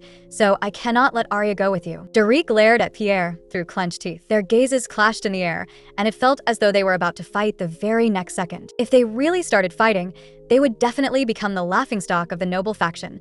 So Arya hurriedly stepped between them. I am very sorry, but I am about to dance with Sir Pierre. If you do not mind, I will come find you later. Doree understood her less and less. Since when did you start dancing with unrelated men at banquets? Arya brushed back her hair and said, I have always wanted to dance with a man outside my family. I just never had the chance, because the person I had a crush on was unwilling to dance with me. That sentence stabbed directly into Doree's heart. Did you really want to dance with me before? Arya admitted it, but now I can dance with Pierre, so it's fine. Arya leaned against Pierre's shoulder. Then we'll be going first, and after saying that, she began chatting and laughing with Pierre about the dance music. Watching the two affectionate figures from behind, Doree turned completely rigid. He clenched his fists, gritted his teeth, and strode after them. Dance with me first. Arya stared at Doree in shock. She had not misheard. Had she? Back then, she had clung to him like a madwoman asking him to dance, and he had rejected her every time. And now he was inviting her to dance on his own initiative? Why so suddenly? Was it because he was particularly dissatisfied with Pierre, or because there was something he wanted to say to her? It was also possible that he wanted to further investigate the body-swapping incident. If that was the case, then there was even less chance she would dance with him. Arya could not possibly take the initiative to start a conversation that would put her at a disadvantage. Arya rejected Doree's invitation. I am very sorry, Your Highness, but I have already promised that the first dance tonight would be with Sir Pierre. Doree glared at Arya. Do you not want to say even a single word to me now? Arya sighed helplessly. Please consider my position. Doree should understand as well that if Arya abandoned Pierre and turned to dance with Doree instead, she would become a laughingstock on the spot. After being rejected by Arya, Doree left without even turning his head. Arya bowed toward Doree's departing back. He actually just left like that. It seemed he still had at least a bit of basic consideration for her. Arya took Pierre's arm and walked toward the dance floor with a radiant smile. However, she still subconsciously turned back to glance at Doree. The fact that Doree would actually care about preserving her dignity made her see him in a somewhat new light. On the dance floor, everyone was holding their female partners and dancing to their heart's content. Pierre looked at Arya, then wrapped an arm around her waist. Since it's my first time, I'll be gentler. Arya teased, Looking at how refined you seem,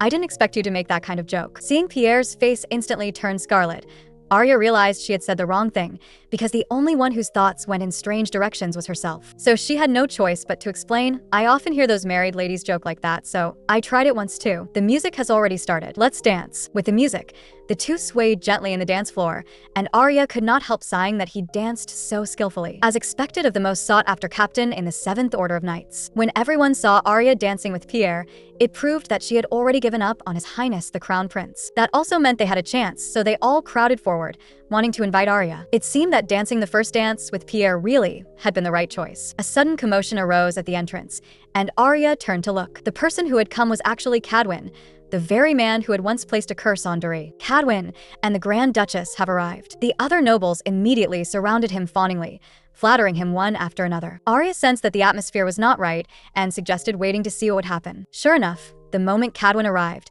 he aimed his hostility at Doree. So there is a familiar face here after all. My nephew, it has been a long time. Have you grown accustomed to life among the nobles of the capital? Arya was shocked. A man born of a mistress actually dared to call the crown prince of a nation his nephew. Faced with the provocation, Doree said lightly, I do not feel inconvenienced. At the very least, I am more suited to life in the capital than you are living in a border city. Cadwyn continued mockingly, but compared to the time you spent in the Imperial Palace, you spent more time on the battlefield, so you must still be somewhat unaccustomed. Doree did not answer and instead looked at the Grand Duchess. I think you should teach the Grand Duchess some manners. I wonder whether steel needles are fixed in her neck, since she did not even nod her head upon seeing me. Perhaps it is because she is much younger than the Grand Duke, so she does not understand the seniority of the royal family. Doree's words successfully drew the nobles' attention, and everyone immediately began whispering among themselves. For the sake of appearances, the Grand Duchess had no choice but to bow her head in greeting. Cadwyn began finding fault again. I heard that Imperial brother has recently begun arranging a royal marriage. It seems you still do not have anyone in mind. How about I ask around for you and see whether there is a suitable young lady? Arya knew very well what he was trying to do. He wanted to use this method to make the woman he had chosen exchange souls with Doree. Seeing that Doree did not appreciate it, Cadwyn said that he meant well. After all, if Doree had to handle it himself, he probably would not win a woman's heart in this lifetime, especially since even today, he does not have a dance partner. Doree raised his hand and pointed toward Arya at the side. If you mean a dance partner, then I already have one. What exactly is Doree trying to do? That crafty Doree. If she stepped back here, it would leave an opening for the noble faction's young ladies. As someone from the Emperor's faction, she simply could not refuse Doree. If she refused, it would be a serious blunder for her faction. She had thought that Doree, by obediently letting her dance with Pierre, had already given up. Who would have thought that he had been waiting all along, waiting for this exact moment when Arya would be unable to refuse? This man was truly shameless. He had clearly just been rejected by a woman for a dance. Yet after turning around, he righteously declared that Arya was his partner. Because of family ties, Arya simply could not refuse Doree. Doree walked toward Arya, then held out his hand. Dance with me. Pierre, standing nearby, clenched his fists. Like Arya, because of his status, no matter how unwilling he was, he could only endure it. Arya smiled faintly. Then she placed her hand in Doree's. Then she secretly pinched Doree hard. Fortunately, Doree had thick skin and sturdy flesh. Only then did he not cry out in pain. Otherwise, he would have utterly lost face. Doree asked in a low voice, do you really dislike dancing with me that much? Arya kept smiling the whole time. When I invited your highness to dance before, you always refused, so I thought perhaps your highness did not like dancing. Doree was somewhat dissatisfied, so now the blame had somehow been put on him. Arya said, because your highness dislikes having physical contact with me. Doesn't that seem right? That made Doree fall silent, and he stopped moving. Then he looked deeply at Arya. I have never said that I dislike having physical contact with you. Arya was momentarily confused. What exactly was he talking about? He had obviously shown disgust before, hadn't he? Immediately afterward, Arya let out a soft laugh. I'm not so foolish that I need someone else to remind me just how much that person dislikes me. Doree asked in return, why do you think I dislike you? Arya explained, because during this time, you have always been rejecting me. Whenever I touched you even a little, you would shiver in fright. Doree had just wanted to explain, but the music beside them began to play at that moment. Arya looked around. People from the noble faction were all staring at them, so they had to keep dancing together. Doree took her hand. With his other hand, he gently circled her waist as well. Arya could even feel the warmth of Doree's palm through the fabric. This feeling was completely different from Pierre's, and Arya could not help letting her thoughts run wild as she swallowed lightly. Doree asked, why did you swallow? In the next second, Arya stomped hard on his foot. Because Sir Pierre dances very well. Even if I make a mistake, he can avoid it. Doree abruptly pulled the distance between them closer. You are clearly dancing with me, yet you are still thinking of someone else. What kind of manners are those? Right now, you can only look at me. Doree stared at Arya forcefully. Right now, you can only look at me. Arya froze. Why had he suddenly become like this? Doree continued. Do you not know that Pierre also has hands? What do you mean by that? Doree replied, if he cannot even use his own hands to eat, then he is not qualified to be the commander of the 7th Order of Knights. Arya was utterly speechless. Could it be that he had become like this only because he saw her feeding Pierre? Arya changed the subject. It is not good for us to keep standing still. We should continue dancing. But Doree was unusually persistent. Duchess, you have never fed me. Arya said calmly, since I know full well that your highness would get angry. Why would I do such a thing? I am capable of thinking too. Sir Pierre had been holding the plate the whole time to make it easier for me to eat, which is why I fed him. Doree looked at Arya. It seems to me that you cannot wait to draw a clear line between us. In any case, this is your last freedom. So even if you act willfully, I will understand. What do you mean, my last freedom? Doree answered with complete confidence.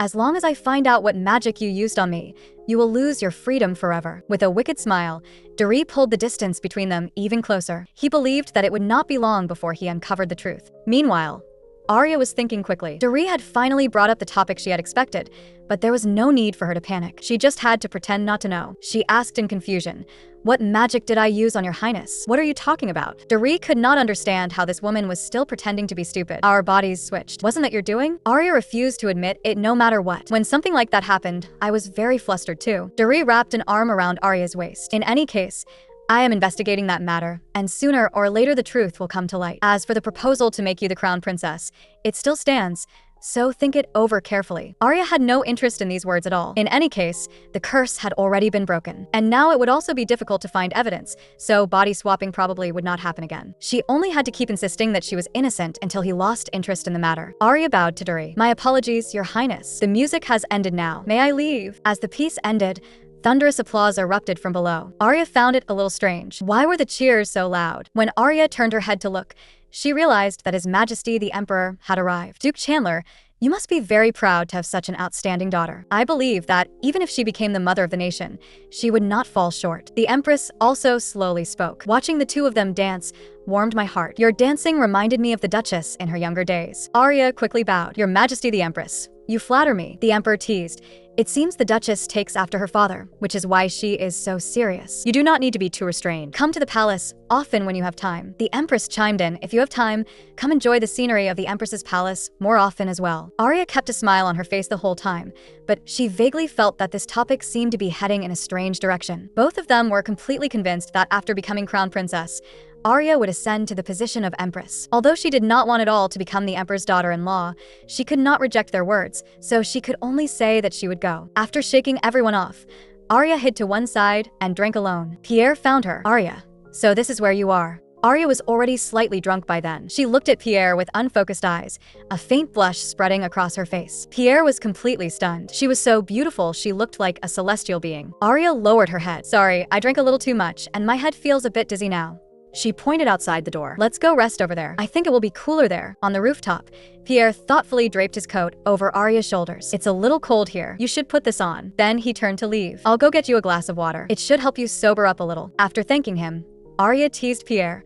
You're really both attentive and gentle. No wonder I danced with His Majesty. Pierre said nothing and only gave her a gentle smile in return. But the moment he stepped out the door, that gentle smile vanished instantly. Attentive and gentle? Pierre rubbed his forehead. You probably have no idea how many lies I told just to hear those words. In truth, what I really wanted to say to you was never any of those things. Pretending to be drunk and using it to show off your fiery charm is your specialty, but the reason I pretended not to notice was because I thought you just wanted an excuse to be alone for a while. More importantly, I feel that what you like is my innocent side, and that is also the image I have always worked hard to maintain in front of you. I wonder if you are still satisfied. As long as I can make you feel even the slightest bit of affection for me, I am willing to do anything. As Pierre reached the stairway, he saw those noble ladies. I didn't expect the Duke's daughter to show her true colors so quickly. In front of His Majesty, She couldn't bear to leave the crown prince's side for even a moment. That woman really seems to think highly of herself. She insisted on going to Bourse Island with His Highness the Crown Prince. Could it be that she also wants to spend a night of passion with His Highness the Crown Prince? But I heard that ever since His Highness came back, he has been especially cold toward her. Just how awful must that woman be for His Highness the Crown Prince to treat her like that? After saying that, the noble woman burst into laughter. She completely failed to notice Pierre walking toward her. Raising his glass, Pierre asked, "You are Miss Viscount Alt, aren't you?" Alt froze for a moment. "What do you want with me?" The next second, Pierre splashed all the wine in his glass onto her head. Pierre spoke coldly. "Watch your mouth." He looked at Alt in front of him. "What do you mean by true colors? What do you mean by a night of passion? What if someone else heard you?" Alt was furious to the extreme. "Aren't you the same? You got close to the Duke's daughter because you wanted to do something to her too, just like that woman got close to His Highness the Crown Prince." Pierre's face darkened, and he glared at her viciously. Alt was startled by that sharp look. Pierre slowly said, "You've been humiliated to this extent, and you still don't understand? The one you just slandered is a clever snake, and I am someone captivated by that snake. So even if I do something this bad, I will not feel the slightest hesitation." Alt trembled all over. What kind of spell had Arya cast on this man to make him so obsessed with her? Alt screamed shrilly, "You're a complete madman." That cry startled the noble ladies around them awake. "Miss Alt, what happened?" As if grabbing onto a lifeline, Alt said, "You're finally awake. Hurry and listen to what he said. Young Master Pierre not only splashed water on my face, but also insulted me." However, the noble ladies said indifferently, "But he is young Master Pierre. He's not one of those other Imperial faction men. How could he possibly splash water on your face on purpose?" At that moment, Pierre spoke. "I'm sorry, Miss Alt. It's all my fault for being careless for a moment and making you angry. Actually, this happened because Miss Alt was drunk and accidentally tripped me. That's why this happened." Before Alt had time to argue, Pierre continued, "You don't need to worry. I haven't taken this matter to heart. After all, when someone is drunk, it's perfectly normal for them to act more intensely than usual. Still, I ended up splashing water on you because of that, and I truly feel bad about it. Your clothes are already wet. If you stay here any longer, you might catch cold, so you should go back first, shouldn't you?" Alt shouted loudly, "Stop talking nonsense." But in everyone's eyes, it looked as though Pierre was helping her out of an awkward situation, while she was the one being ungrateful. Arya stood upstairs, quietly observing everything. This would only further damage the image of the victim. Pierre had completely won against Alt. Pierre was not only part of the Imperial faction, but also one of the few people well regarded by the noble faction. He himself should know that very well. The deeply rooted image he had in other people's hearts could not possibly collapse so easily just because a drunken young lady said a few words. I thought Pierre was very honest, but now it seems he is actually quite sly. But this made Arya very satisfied. After all, only someone with a brain is qualified to stand by her side. Isn't that right? Pierre came over carrying tea with a smile all over his face. "Sorry, I'm late. I prepared ice water, room temperature water, and warm water. Which would you like?" Arya smiled slightly. "Then give me a glass of warm water." "Was it you who dealt with her? I mean Miss Alt." Pierre had not expected that everything he had just done had been seen by Arya, and it made him feel somewhat ashamed. After all, this was not the image he had always shown in front of Arya. Pierre turned his flushed face away. "Because I felt like you seemed to find her an eyesore." Arya nodded, indicating that that was indeed somewhat true. Then Arya raised her eyes and studied him, looking at Pierre's flustered appearance. Was he pretending to look pitiful? Just a moment ago, he had been like that, and in the blink of an eye, he had switched into the mode of a child being scolded. He was acting so naturally that it was truly impressive. Maybe it was because she had only ever been around men like Dury before. Arya actually found Pierre a little cute, so she teased him. "Thanks to you. I think it was rather interesting too." Pierre hurriedly said, "In the future, I can do even more things that you will find interesting. In a few days, Laya is planning to hold a tea party. She will send you an invitation. When the time comes, would you be willing to attend?" Arya said with a smile, "If that's the case, then perhaps I will have the chance to get a little closer to Miss Laya, right?" "I accept." Pierre did not hide his happiness at all, because that meant he would have even more chances to spend time with Arya. He said happily, "As long as you are willing to come, there will definitely be opportunities." It clearly was not such a big deal, yet he was so happy. Arya said she wanted to be alone for a while, because she planned to rest first, and then go see the other young ladies. Pierre tactfully left. Halfway there, he still did not forget to quietly celebrate for himself. Arya almost laughed out loud. What is this? Is Pierre that happy? Didn't it ever occur to him that I might see him? If it were before, I probably would not have given him any hope, nor would I have let him look forward to the next meeting. It was obviously just a tea party invitation she received every year, yet Arya felt inexplicably excited. Could it be because Pierre said he would attend with her? Arya rubbed her eyes, feeling a headache coming on. She had actually seen her own back. Arya lowered her head and looked at her hands. Panic immediately rose in her heart. No way. Could it be that their bodies had switched back again? Arya gritted her teeth. How could this happen? She had clearly thought that she would never have anything to do with Doree again, so why had their bodies switched again? Hadn't the curse already been lifted? The process of removing the curse had been done perfectly at the time, and there had not been any mistakes. Even if the curse had not truly been lifted, they had not stayed together again after that. So by all logic, the body switch should not have happened. Could it be that the curse itself had changed? Arya sent the Marquis away and then walked in Doree's direction. She yanked the curtain open, and the two of them shouted at the same time. What on earth is going on? Why have our bodies switched again? With her hands on her hips, Arya asked first. I was about to ask you the same thing. What exactly did you do to me? Doree told her not to speak in that tone. It sounded far too awkward. Arya refused to back down. Then, do you want me to speak to you the way your highness usually speaks to me, without the slightest courtesy? Now I finally know how the Duke's daughter usually sees me. The two stared at each other, and after a short while they both huffily turned their faces away at the same time. Both of them fell silent, and did not say a word for a long time. Arya felt that this could not continue. If this dragged on any longer, they would just be wasting time. But she also could not simply tell Doree everything exactly as it was because of that. In fact, there was something Arya had always cared about, and that was that the night she spent with Doree was not the same as how it was described in the original story. In the original story, it was written that Doree and Laya spent a relaxed and sweet night together. At the time, she had even thought that for a novel inappropriate for children, it described that kind of scene surprisingly lightly. But the first night she spent with Doree differed far too much from what was described in the book, both in frequency and in emotion. Could it be that this was exactly why something had gone wrong when lifting the curse? But based on the magical knowledge she had learned, no matter how intense the first night was, it should not have affected the lifting of the curse. So in the end, was the problem really still with Doree? I am about to be rude. As she said that, she pulled off Doree's glove in one swift motion. At that time, she and Doree had briefly touched skin, and after that their souls had switched. It should be the same this time too. In any case, talking like this now felt awkward, so it was better to switch their bodies back first and talk afterward. Arya grabbed Doree's hand without hesitation. What are you doing? Arya casually soothed him. It'll be over in a moment.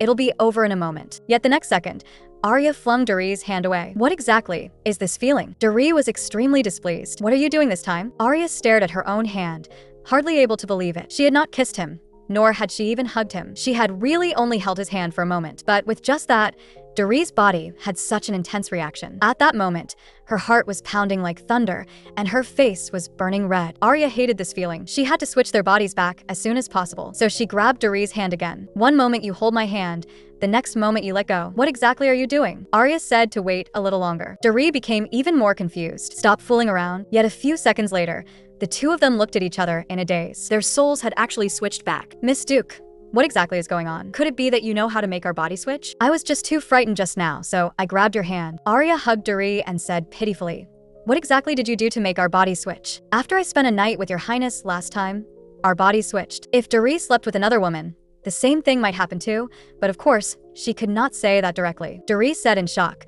could it be that you spent the night with some other guy again? How long has it even been? I only talked with young Master Pierre for a few moments. It is precisely because I did not spend the night with anyone else that your highness thinks this way, isn't it? Doree said with certainty, I did not spend the night with anyone else. Have you forgotten what I said at your coming-of-age ceremony? Arya dismissed it scornfully. Was he talking about that nonsense? That day, Doree had said to Arya, don't you understand yet? The only thing I want is your body. Arya still kept smiling. So, did Doree mean that he was only interested in her body? Just as Arya was distracted, Doree suddenly pulled her tightly into his arms. I have never spent the night with another woman, nor have I ever thought of doing so. You clearly remember what I said, so why are you unwilling to believe me? Arya only felt irritated. How could those words possibly mean that? She truly wanted to smash that mouth of his that seemed as though it had been cursed. But whether it was his reaction just now, or the heart now beating so fast, both showed that he was not lying. But even so, to her it was not that important. Arya pulled away from Doree. If that is the case, then it is not because we slept with other people that this situation happened. Doree said that then they could only look for another reason. The Marquis was still nearby, so he could not stay too long. So he told Arya to meet him tomorrow night at the Blue Castle. The Blue Castle referred to the capital's most luxurious hotel, Grand Beers. The sitting room there could only accommodate 2 people at a time, making it perfect as a place for a private conversation. And even if they wanted to go a step further, no one would come to disturb them. Among all these strange things happening now, The biggest variable was indeed still the fact that you and I spent a night together. If we really cannot find a solution, then perhaps tomorrow night we will have to spend another night together. This woman sat in a bold and unrestrained manner. No one would ever guess that her soul was actually that of a man. Even now, Doris still felt that all of this was unreal. He had actually switched bodies with Arya for no apparent reason. At that moment, Ibo walked in. Perhaps because he had already experienced switching bodies with Arya before, the current Doris was not finding it too difficult to get along with the people around him, and his mood was not as terrible anymore. Doris was full of confidence. As long as he spent another night with Arya, perhaps he could make up for what had been lacking that night. The reason Arya was not interested in him must be because he had failed to satisfy her that night. Otherwise, after the two of them switched bodies, why would she have spent more than 10 days constantly brewing and drinking those herbs that were beneficial to men? Otherwise, after a man and a woman spend a night together, how could they possibly become complete strangers? And she had even prepared a necklace bearing the royal crest. She must also have thought that as long as they spent a night together, they would definitely get married. As Doris kept thinking, his eyes suddenly lit up. He remembered something someone in the Night Order had once said. According to the novel I read last night, the first night must be intense enough. Doris understood. The problem must have been that he had suppressed his feelings and had not given it his all. But fortunately, their bodies had switched back again. And if they wanted to switch back once more, then spending another night together should have an even higher chance of success. Doris secretly swore to himself that he would definitely make up for that damned first night. He was already prepared to serve Arya well. All that remained was to wait until he saw her that night. Doris stared absent-mindedly at himself in the mirror. Ibo was a little puzzled. "Miss, why are you looking in the mirror again?" Doris awkwardly said that he was just a little concerned about the condition of his skin. Ibo praised him.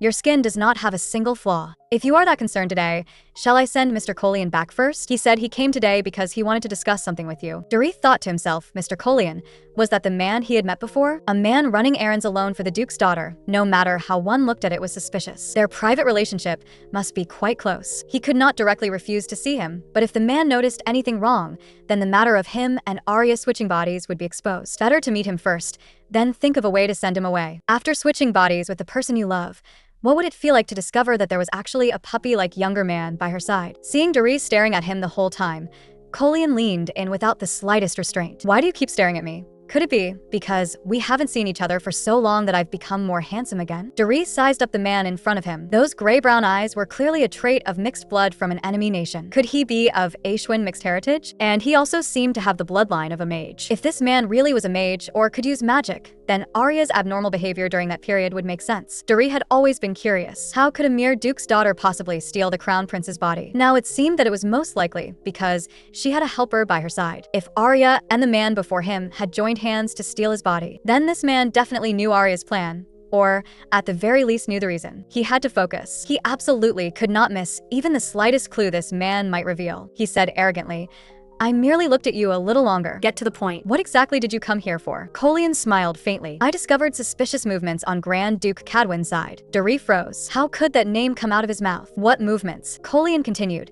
As soon as the birthday banquet ended, he immediately sent people to the Aishwin Empire. As for the exact purpose, that still needs further investigation. Doris felt that afterward, he absolutely had to investigate this man, but for now the priority was getting more information first. "When did you learn about this? And why are you only telling me now?" Colian said helplessly.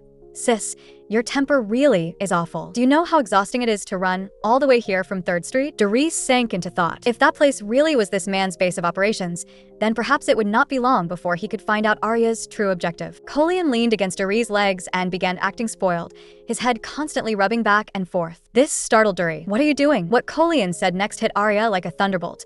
"I went through so much hardship, sis. Hurry and pet me, then give me a kiss too." Doris' mind was filled with question marks. What exactly was this man's relationship to Arya? Had Arya really touched him and kissed him? She would actually do that kind of thing with another man? A burst of anger immediately rose in Doris' heart, and his tone turned cold as he told Colian to leave. His coldness also made Colian notice that something was wrong, so he left without another word. Night fell, and Arya arrived at the hotel wearing a cloak. Until the very end, she still had not found a way to switch their bodies back. If Doris still could not find a solution this time, then perhaps tonight they really would have to go through it again. Arya was not very afraid. On the contrary, she was faintly looking forward to it. But if it became abnormally intense again like last time, what should she do? At that very moment, Doris also clenched his fists. No matter what, today, he would make up for the regret of that day. Doris pressed Arya about what exactly she had done. Of course, Arya flatly refused to admit anything and only smiled, saying that she had done nothing. She even said that even if he casually spent the night with some other woman, the same body switch would happen.